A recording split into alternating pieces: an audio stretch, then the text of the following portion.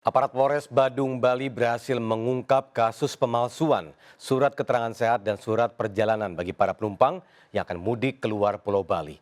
Para tersangka membagi tugas, ada menjadi sopir travel bodong dan ada pula yang bertugas mencari sekaligus mengumpulkan penumpang.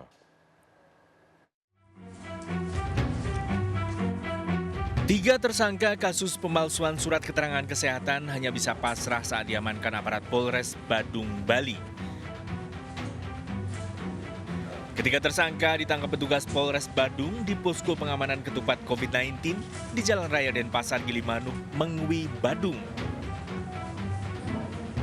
Kejelian petugas gabungan berhasil mengungkap kasus ini.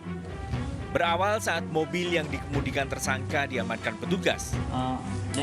Tim gabungan semula memeriksa berkas perjalanan ketiga tersangka. Hasil pemeriksaan, penumpang mengaku tidak pernah membuat surat keterangan sehat di puskesmas.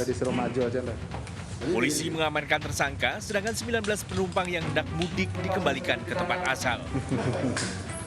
Rata-rata mereka ini memang di pelaku usaha travel ya, driver ataupun di